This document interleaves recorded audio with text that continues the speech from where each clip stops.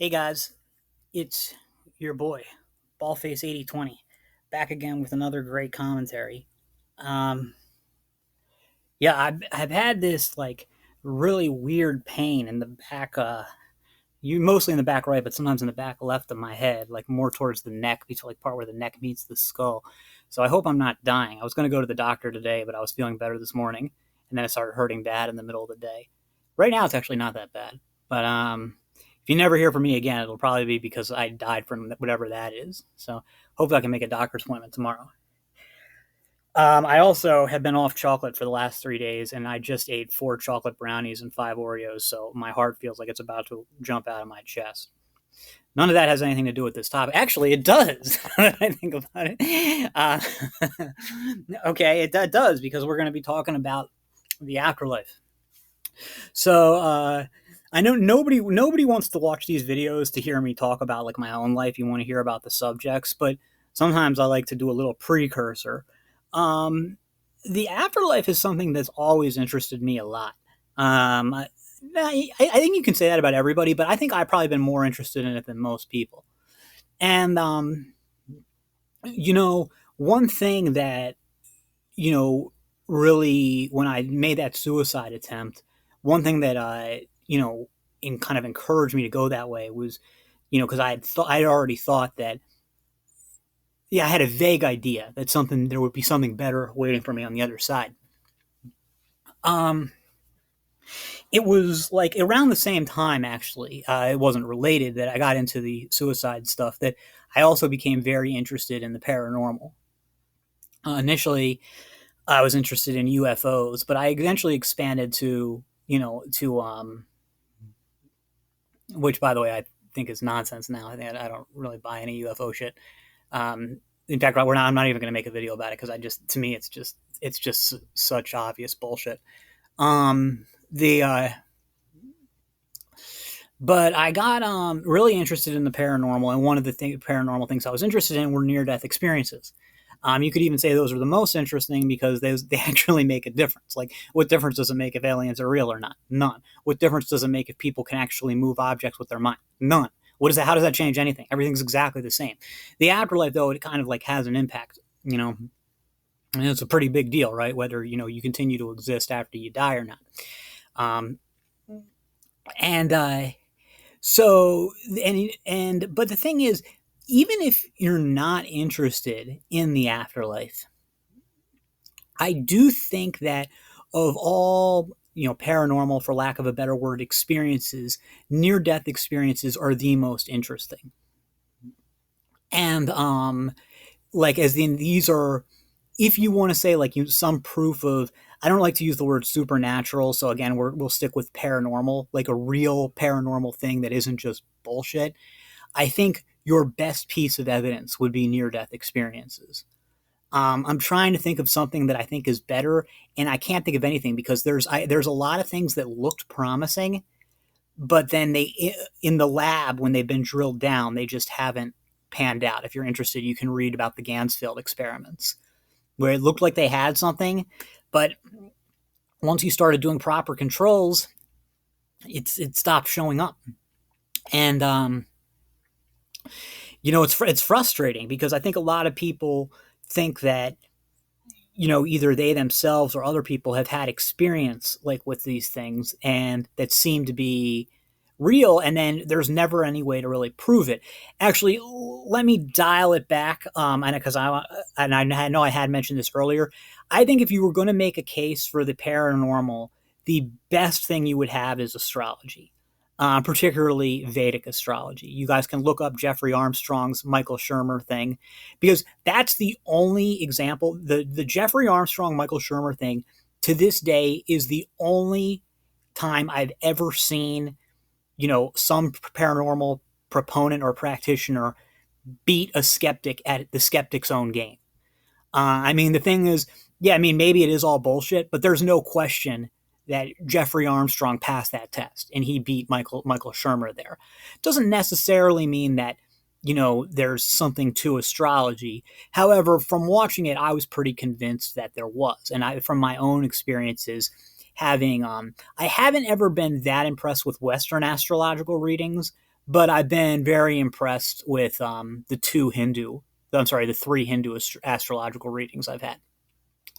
And if I had two or three, I can't remember, but I'd like to get another one someday if I can find somebody local to this area.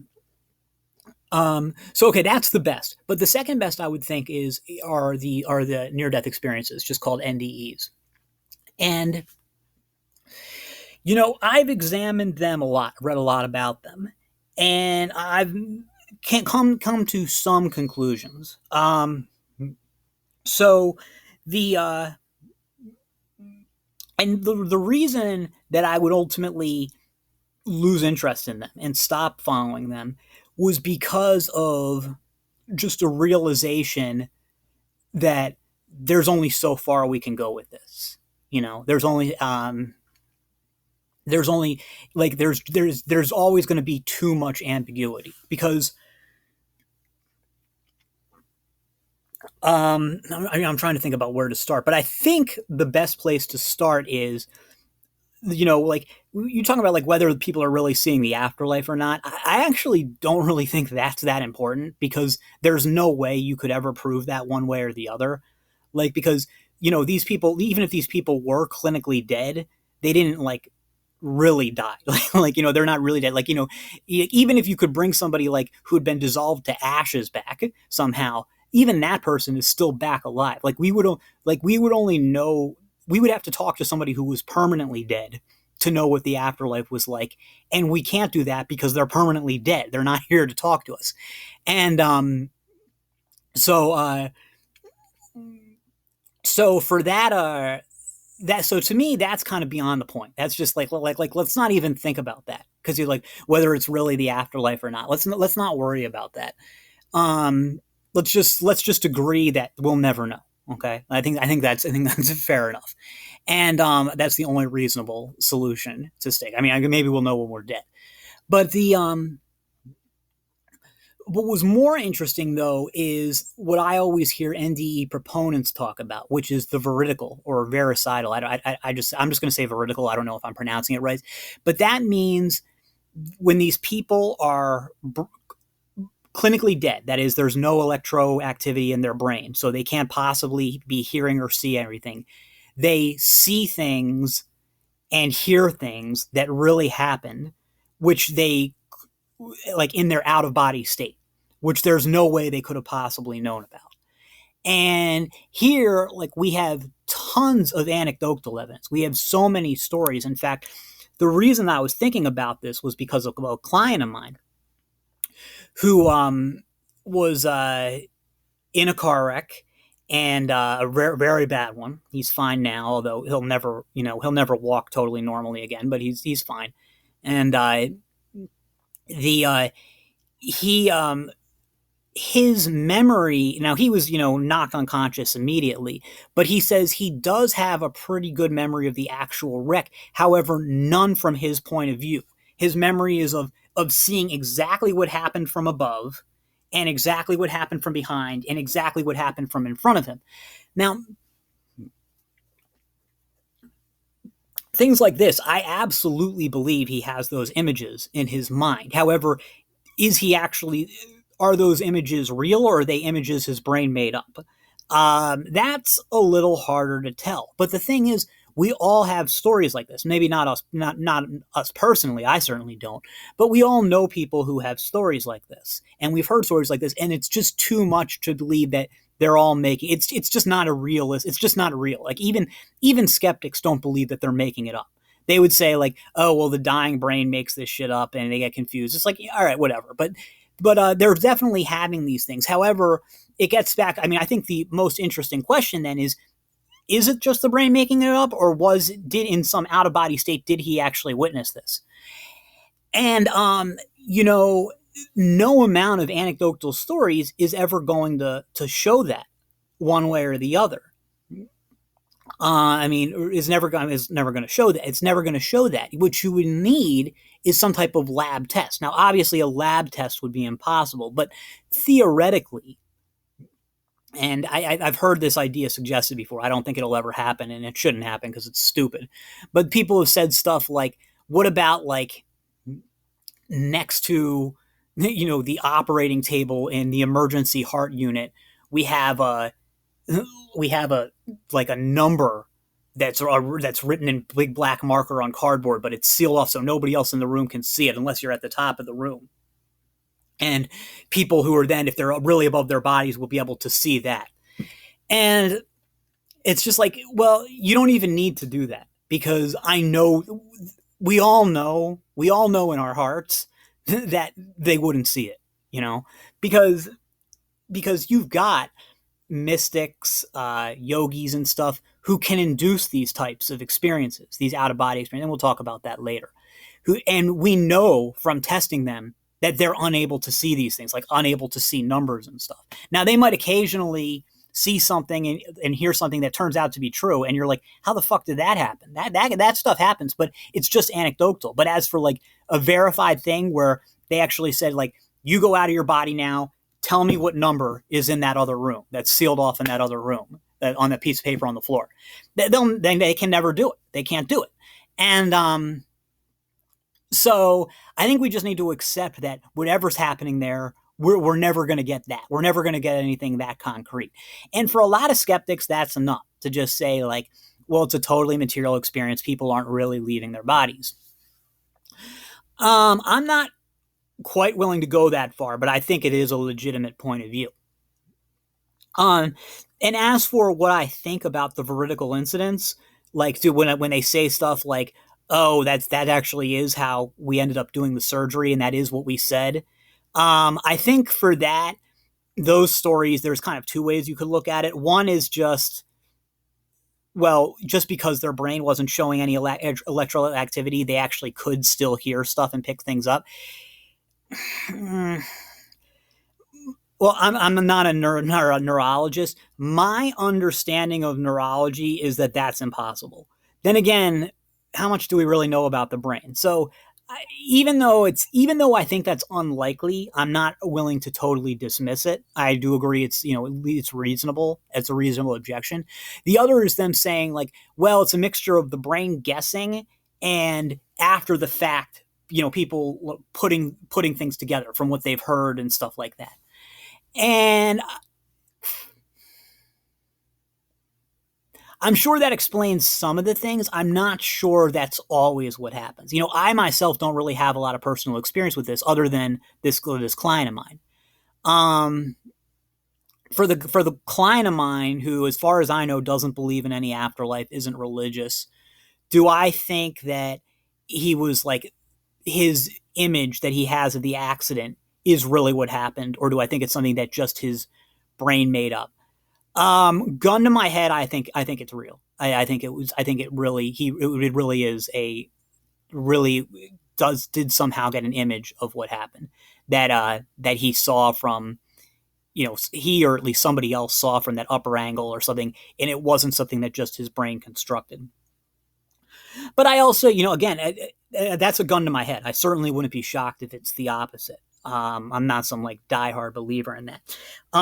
So I think that means, what I guess what I'm getting at is that when it comes to like evidence and stuff, like, are we going to prove that these are truly paranormal experiences? I don't think there's enough evidence to say that, and I don't think there ever will be. So that's something. So if you're somebody who's like coming from like a strict reductionist standpoint, like, the Susan Blackmores of the world, she's probably the most famous NDE skeptic, and she says, it's easy to explain. It's the reaction of the dying brain. That's it. I don't buy that at all. I think that that's way too dismissive. But if that is what you think, then I think I think that there's enough ambiguity, at the least, that, if you're that you can just leave it at that. However, if you think that these are real experiences in some way, like whether it's really the afterlife or something, but there's something real about this beyond just an illusion that the brain created. Um, exactly how real, or what we mean by real, that's a different question. But that there's something beyond just materialistic processes going on here. If that's what you believe, well, okay, then what is it? What are we talking about? And you know, like I said, I've given it a lot of thought, And I've listened and read about a lot of different near death experiences. And I think that, again, we're just assuming for the sake of argument that these are like real experiences. I think that do have enough evidence from the experiences that have been relayed to us to say definitively that these people are not seeing the afterlife. Whatever's going on, they are not seeing the afterlife because they're so heavily culturally influenced. This could also relate to the whole um,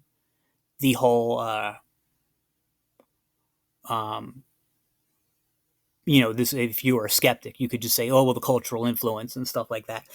um, if you that would be a point of a skeptic could use that as case to dismiss it. And while I don't think it's the cultural influence is enough to dismiss these things as being completely physical processes, although I do think some of these experiences really are illusions made from the brain. I agree with that. Some of the experiences that I've read, however, I do think some other ones go beyond that.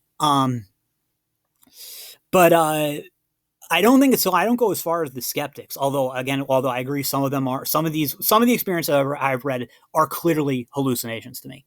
But the ones that I don't think are hallucinations, that I think are real experiences, I also think it's clearly that they're not views of the afterlife. And again, and the number one thing I would say to that is because of obvious cultural, the obvious cultural impacts. I mean, influences. And what I mean by this is that people from Western cultures tend to see Jesus. Not always. I'm not saying always, but I'm just talking about tendencies. There's a tendency to see Jesus. Um, People, I can tell you from near death experiences that I've listened to from Israel that they're frequently very Jewish. There's a heavy Jewish influence in them, and they're a lot different than the ones that they have in the West. I mean, they're way different. Like the, they're just not the ones that you'd hear of here. And then I've read near death experiences from Thailand, and those are way different from either the Jewish ones in Israel or the Christian ones in America. I mean, I'm not sure. Some of them see Buddha or something, but I haven't read any like that. But those ones are really weird. Like some chicken that they killed comes back for revenge and tries to kill them instead. It's like, what the hell is going on? And it's there. So I mean, there's a real, I mean, again, a heavy cultural impact. um there's a lot of like children's near death experiences. Their guide will not be Jesus. It'll often be like Sonic the Hedgehog or Santa Claus. Like they'll have these kind of fictional characters and stuff. So would indicate to me, the mind kind of, and I'm not necessarily saying the brain, but the mind, clinging to something familiar. Or if it is something extra worldly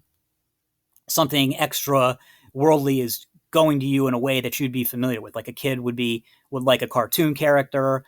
Um, Somebody raised in the West might be comforted by Jesus. And then in other cultures, different things. And I've heard of some Islamic ones. I'm not, the Islamic ones that I've read haven't mentioned Muhammad either. Now that I think about it, but I'm sure that some have.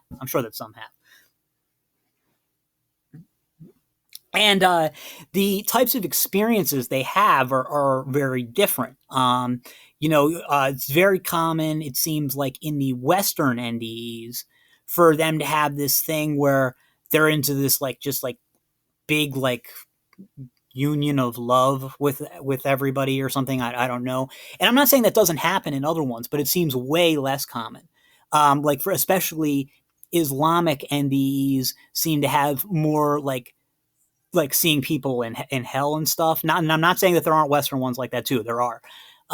But it seems to be more common with Muslim ones. I already mentioned you, the ones in Southeast Asia are really fucking weird. And the Jewish ones that I've seen, and I know that there are exceptions here too, seem to be really heavy, and they're really heavy on the guilt tripping. Like you haven't been living the right way. There are also, and again, I'm sure there are exceptions. Whereas the Christian influenced and Muslim influenced ones seem to have like more. The punishment tends to be some kind of physical torture. The Jewish ones tend to have more of like a deep like shaming, like like you let everybody down and stuff like that. You're a horrible person, stuff like that. When I'm talking about when they had the negative experiences or when the experiences had these negative components. And in every culture, as far as I can tell, people have both positive and negative ones. Um, I'm not sure I've ever heard of a near death experience that was 100% negative. I've heard of a lot that had some very negative elements, but never one that was 100% negative. It does seem like in the even the ones that are 100% negative until the end, there's always something at the very end being like, nah, never mind, you get another chance. So there's always at least that like one thing on there.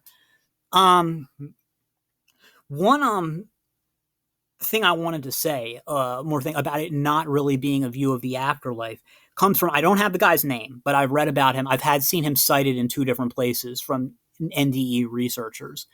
Maybe I can look it up. This was a guy who had a near death experience, very positive one, and he actually went to like a lot of NDE conferences, went to talk about how it was a beautiful experience and he has no fear of death and shit like that. But then years later, he had another NDE, except this one was negative, where he was like, it was really weird. There's another weird one. He was like attacked by geometric shapes or something, and to me that doesn't sound that bad, but I'm sure it was horrible if you were there. So he said it was like a hell like experience, and now he has a terrible fear of death, and he still hasn't gotten over it. And I'm not trying to be scary here. What I'm trying to get at is, you know, well, which one is it?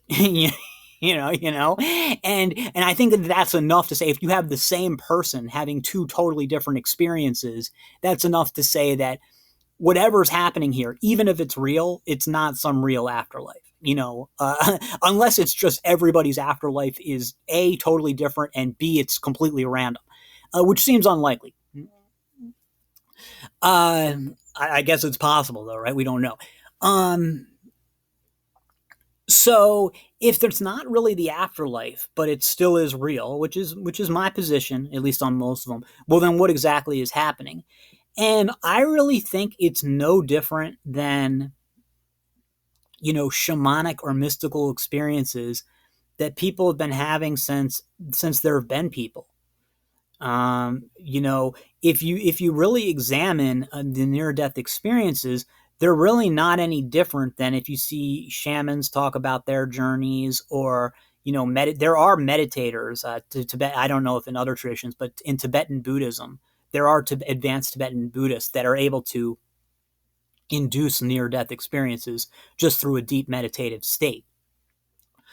Um, and they the experience, and also you'll see people have them from fits of epilepsy and stuff like that, and occasionally even drugs. You don't even necessarily have to be dead. I think you've seen pilots in training have had them from the heavy G forces.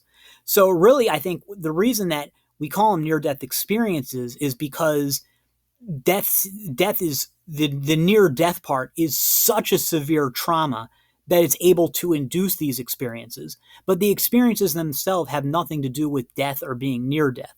You've had these experiences been have like since forever. Like again, you've had mystics, shamans, meditators having these experiences forever. The exact same types of experiences if you read about it. And so I think that's what it is. And so like, can we really learn anything from them from these experiences?